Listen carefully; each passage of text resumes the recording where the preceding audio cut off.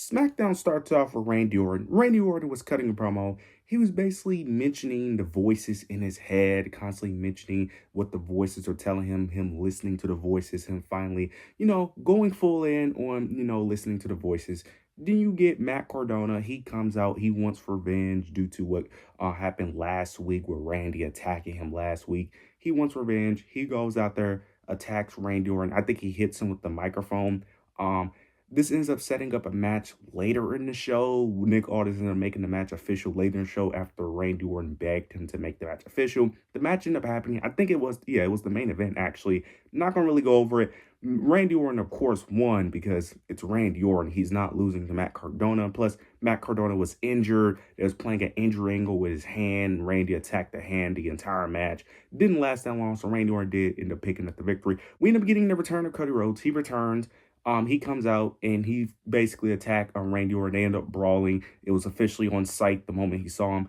This brawl was terrible, though. This was terrible. This was awful. This was one of the worst brawls I've ever seen in my entire history of watching wrestling, which is insane that a brawl with Randy Orton and Cody Rhodes it's bad. Like, this is ridiculous. One of the main issues with this brawl was that for whatever reason, WWE decided to have the security pull the wrestlers away constantly, which makes zero sense because any brawl in wrestling history, the referees never touch the wrestlers. It's very rare when they're able to actually get the wrestlers and pull them away. Typically, majority of the brawl is just all the security standing around the wrestlers, acting all shocked and surprised when the wrestlers are attacking each other when they're not interrupting it. But for whatever reason, in this brawl, they're finally interrupting the brawl and stopping it for whatever. Like, why? Like, why this is the time you want them to actually be somewhat useful all of a sudden? It's like, no, just have them be dumb like they always are. Like, what are we doing here? And then they kept doing it where they grab Randy, unleash Randy, grab him. Like, they kept, like, it was just weird. It was awkward. It was slow.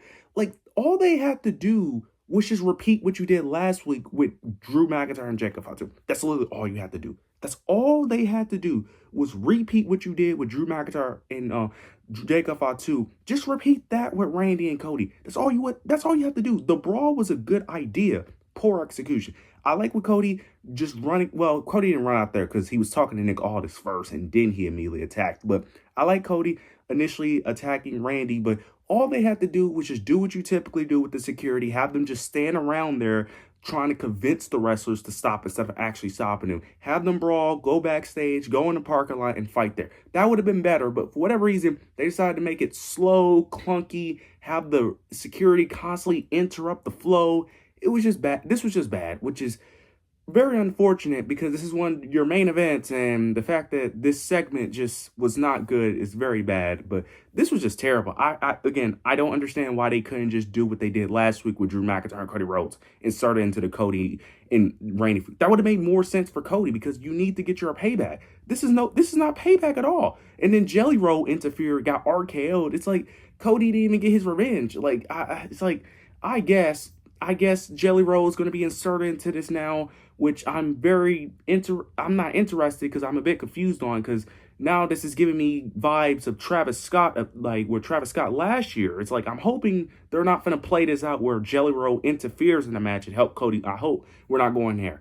Please do not go there. But I hope next week is a lot better, but this was terrible. We get a women's tag team match between Charlexa versus the Bella Twins. This was an okay match. This basically played out this didn't play out exactly how I thought it would play out. I thought it was going to be a disqualification, but you end up getting Lash Legend. She ends up attacking, I think, Alexa Bliss. This allowed the Bellas to pick up the victory, and then afterwards, Alexa Bliss and Charlotte Flair was upset because the Bellas won due to the help of Lash and Nia. Lash and Nia attack all the tag teams. Then you get Bayley and Lyra. They come out, attack Lash, and makes the save. So they're still continuing the story of, Charlotte Flair, Alexa Bliss are having this beef with the Bella Twins, and then Lash and Nia are interfering in all these matches. We're going to see what happens next week with Bayley and Lyra versus Lash and Bayley and Lyra versus Lash and Nia. We're going to see how that unfolds. I'm assuming it's going to be some shenanigans, but it really shouldn't be shenanigans based off this segment because Bayley and Lyra has no issue with Charlotte Flair and Alexa Bliss. They don't. Now, Charlotte Flair and Alexa Bliss have issues with Lash and Nia, so they may interfere in that match, cause a DQ to get some payback for costing them against the Bellas, and then they make it a fatal four-way combining all the tag teams. I think this match should have already been official, but they're gonna drag this out, unfortunately. But we'll see how this all unfolds. It's very upsetting that the women's tag team division is not that entertaining as it once was before. I hope they could eventually pick it up after WrestleMania, but I don't really have high hopes at all. But we'll see how this unfolds. We get Rhea Ripley. She cuts a promo. She basically calls out Jade and her new faction with Michin and B-Fab. They come out. They all talk on the microphone. You get B-Fab explaining her reasonings for why she teamed up with Jade. She basically ends up saying that Jade has all the power, that this is going to, take them to the next level, and that basically Rhea Ripley is a traitor and she betrays her friends, and that she's doing the right thing by standing by Jade due to Jade having power and she has the championship. Michin ends up saying that she put in just as she put in the same amount of work as Rhea Ripley, and that Rhea Ripley gets all the attention, all the love, while they get nothing, so that's why they teamed up with Jade. Then this ended up leading into a match between Rhea and B-Fab that lasted like 30 seconds, which is kind of ridiculous.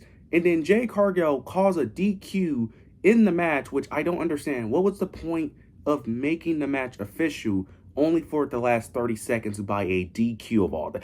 It's one thing to do a swash match that lasts 30 seconds, but a DQ finish that lasts... That just didn't make sense. There was no need, because I just don't understand it. But it ends up being a disqualification, and then they all just jumped her. This feud is fucking terrible, and it's very unfortunate because I like both women, but I can't even defend this feud personally. I can't even defend. This feud sucks, and the thing is, the women in this feud aren't bad. They're actually talented if booked properly. I don't understand how Rhea Ripley was booked so well a few years ago, but now they don't. It's like they don't know what to do with Rhea. I don't understand. This feud is not that hard. All you have to do is just make it more physical between Rhea and Jade. That's it. The shit you're doing with Jacob and Drew and you're doing with Stephanie and Liv, just do it with Rhea and Jade. That's the whole reason why people even want to see this match, is because it's two big-ass, strong women who are just freaks of nature. That's what we want to see. Two big women attack each other. That's the whole point. I don't understand why they're not fighting each other. They should be brawling. We need to see more anger, more physicality. We need, the shit they do in NXT. We need to see Jade Cargill or Rhea Ripley pulling up to each other. Add some excitement to it. Have them pull up to each other's houses, for all I give a fuck. Do what you did with the LA Knight and AJ Styles when LA Knight pulled up to AJ Styles' home. Something crazy to make this feud crazy. Personally, what I would do is have Rhea Ripley take out Michin and B-Fab one by one. Next week, have her take out B-Fab, make her bleed. Have her just randomly laid out, all bloody, laid out. Next week, takes out Michin, do her like Naomi did Jade Cargill. Put her through put her through the car windshield. Then the week after, Rhea Ripley spears the fuck out of Jade Cargill out of nowhere through fucking glass. Make it exciting. Make it on site. We need more physicality between the women, okay? We need, the women feuds in general are missing more heated rivalries that feel like a blood feud. We need more blood feuds, personally. Go through our announce table, something to it to really heat this feud up. Because this feud, I love all the women involved. I love it, but these women, it's just not working. The chemistry is just not there. We need more physicality because this feud just sucks. Moving on to Kit Wilson and Jelly Roll. I'm not going to speak that much about this, but why was this a thing? I really don't understand why is WWE forcing this Jelly Roll and Kit Wilson thing. Please tell me this is not going to be a Mania match. I like Jelly Roll. I do. I don't mind him having a Mania match, but it should be a tag team match, not a singles match.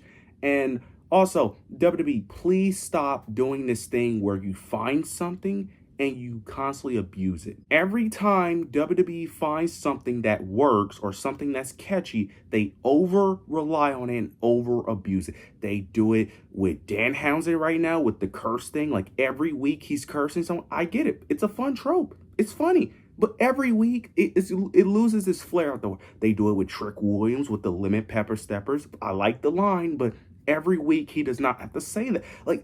Jey Uso with the Yeet. WWE, y'all gotta calm down. Kid Wilson now with the toxic thing, I'm fine with him abusing it to a bit because that's kind of his character. But him with the poems, I like the poems. But every time he has a match, he needs a poem. Like it's every time y'all find something, y'all over abuse it. Like y'all gotta calm down with it. But this should not be a thing. This is wasting TV time personally. As much as I like Jelly Roll, I do. Again, I'm cool with him being in a tag team match. Singles match, I'm a bit confused on, especially if it's against Kit Wilson. So I don't know where we're going with this, and I kind of don't want to know where we're going with this personally. So let me know if you guys are enjoying this. But me personally, I just feel like it's kind of a waste of time. Moving on to Sami Zayn, it was a segment with Trick Williams. Trick Williams ended up getting a WrestleMania match. And then Sami Zayn ends up interrupting Nick Aldis, and Sami Zayn was asking about his WrestleMania spot, and Nick Aldis ends up telling him that unfortunately he doesn't know if he's going to make it to WrestleMania. Then Sami Zayn was walking off. Trick Williams was of course talking in the background, mocking Sami Zayn, and then he attacked Trick Williams. Then this eventually leads to Carmelo Hayes having an open challenge, and Sami Zayn answers the open challenge. This was a really good match. And Sami Zayn picked up the victory due to the help of Trick Williams. Trick Williams did interfere. He tried to attack Sami, but accidentally attacked Carmelo, and Sami Zayn uses the attack from Trick to pick up the victory. Now, here's the thing. I know a lot of people are frustrated. A lot of people are angry at this. I get it. I understand it. You want Melo to be champion towards Mania. You want Melo at Mania. I do too. I am a bit confused on why they did this, but I'm not hating this as much. Now, yes, I am a Sami fan, but people need to look at the bigger picture. Number one, this is telling the story of Sami Zayn finally taking advantage of his opportunities. Because before, he wouldn't have never used that opportunity to win the match. Because before, he would try to help Melo before he tries to attack him again. But this time, he used it to his advantage, which Randy Orton has told him that sometimes you got to use things to your advantage in order to, sometimes you got to take the easy way out. Sometimes you got to do the bad thing. He finally did it in this scenario. The other thing is too, this is going to be for the U.S. title. Trick and Sami is for the U.S. title. Most likely, Trick Williams is going to beat Sami Zayn, most likely. Also, Carmelo Hayes can be added to this match due to Trick Williams interfering. They could easily make this into a triple threat. That's number one. Also, can we stop with the idea that Carmelo Hayes made the U.S. title so important and that he deserves it because he worked so hard? Why do we act like Sami Zayn wasn't the one that made that title important first? Like, it's like people forget that Sami Zayn is the reason why Carmelo Hayes even has the title. It's like people just try to act like Carmelo Hayes. Don't get me wrong, I love Carmelo, but we need to also act like Sami Zayn wasn't the start of this. Before Sami Zayn, that U.S. title was trash. Sami Zayn was the one who started the open challenge, and Carmelo Hayes continued with it. And then Sami Zayn also put over Ilya Dragunov. It is the main reason why he's over. Without Sami Zayn, none of this happens. None of this happens. So I just feel like people just don't give Sami the credit he deserves for Carmelo Hayes. Not saying Carmelo didn't Carmelo Hayes did his work. He did his work. Trust me, he did. But the people just disrespect Sami like he didn't do anything, like he didn't elevate that title, like he doesn't put in hard work, like he just like he doesn't deserve it. Now, I am a bit confused on why they decided to pull the trigger at this point, and I do want WWE to do one thing. Can we stop flip-flopping Sami Zayn desire? You keep doing this thing every year where he wants a world title, but then he goes back to the mid-card. I don't understand it. You keep telling me he wants to be a world champion, but then the moment he loses one title match, he just be like, all right, I'm just going to go for a mid-card. Like, I don't understand it. Y'all got to stop doing it. Pick a lane. World champion or mid-carder. Just stick to one. Look, if he never becomes world champion, that's fine. But don't get my hopes up. Just stick to one lane. Just tell me he's a forever mid-carder, and I'm cool with that. Because I'm not going to complain about him winning singles titles in the mid-card. I'm not going to complain. But we'll see eventually how this works. I want Melo at WrestleMania. He deserves a Mania spot. He does. I just think some of the criticism that Sami is getting is a bit ridiculous, especially because he doesn't book the show. Moving on to Jacob Fatu. Jacob Fatu was cutting a promo. He basically was saying that no matter what Drew McIntyre does, he's never going to give up. He's going to continue to make Drew McIntyre's life a living hell. He's going to keep going after Drew. Drew eventually does come out, And he basically ends up saying that the reason why they're even fighting is due to Jacob. Jacob started all of this. He cost them his title. You the one, you think that I attacked you. You automatically assume that I was guilty when I never was the one that attacked you in the first place. He ends up mentioning Jacob mentioning his kids, mentioning that he's taking food away from his kids. He ends up saying that he doesn't give a fuck about his kids, which I thought was great. He ends up mentioning that that Jacob took everything away from him. He took his title. He took his WrestleMania spot. Eventually, Jacob was finna fight Drew McIntyre after he mentioned his kids. Nick Aldis eventually stops it. Ends up basically saying that the match is official at Mania, and it's an unsanctioned match, which I like. This match needed a stipulation. You needed a stipulation. You cannot do a regular one-on-one fight. This needed a stipulation. I'm actually excited for it. This is one of the better built-up feuds at Mania, which is kind of crazy to think about because I was not interested in Drew McIntyre and Fatu for the longest time, but this is actually interesting. I like what they're doing. This actually feels like a blood feud for the most part. Without the blood, this actually feels like a heated rivalry. I actually believe these two hate each other. Where every other feud, it just feels toned down for the most part. Outside of Liv and Stephanie. Liv and Stephanie feels a bit heated, but majority of the WrestleMania feuds just feels so toned down. It just feels watered down for whatever reason. It's like this actually feels like they actually hate each other, which is what we need more of. We need more of this. But so this was really good. Can't wait for this Mania match. I think it's gonna be really solid. Plus, this is gonna put over Jacob. He finally gets his revenge on Drew, who he thinks attacks him. So I think it's perfect. Moving on to Julia versus Tiffany Stratton. This is very weird because this was for the US title, but then they changed it to make it a non-title match. Kiana James distracts Tiffany Stratton. This allowed Julia to pick up the victory, which makes sense. I don't think you should have Julia lose to Tiffany before the match. I'm going to be honest here. I do not care about this at all because why is this even a thing? Like, Julia and Tiffany have zero connection at all. They just randomly spewed this out of nowhere. Like they didn't even build this up. They just randomly put Tiffany in this spot and just made them start feuding. They didn't even have an interaction. Like, it was just weird. They just randomly threw this together. So I don't even know what they're gonna do as a feud to even build this up. Honestly, make it a triple threat with Kiana James, because I just don't care about this. Because this was random as fuck. Like, just make it a triple threat. Honestly, you could have Nick Aldis play some mind game, play some shenanigans where he just throws her in there because he thinks she's worthy or whatever, and then that could cause friction between Kiana and because I'm not interested in a singles match. I know the match can be good. This match was not good. This match was not good. But I know the match can be good. But personally, to make this interesting, you might just need to make it a triple threat, honestly, because there's really no reason for them to be feuding. They're just feuding just because they need Tiffany on the card. That's really it.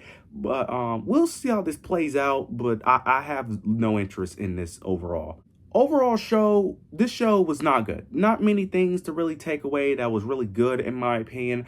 Unfortunately, I hope next week is a lot better, but this show was a tough watch, especially because SmackDown being 3 hours makes it a lot harder to watch due to it being 3 hours. It's so a weekly wrestling show should not be 3 hours. That should be saved for your pay-per-views. Raw has it down packed with the 2.5, but adding that extra 30 minutes, especially with the ads and stuff, like it's just so draining, especially when you have a bad show. But you guys let me know your overall thoughts, opinions down below in the comment section. Make sure you like, comment, subscribe. Make sure you hit the notification bell so you don't miss any of my content. But yeah, that's it.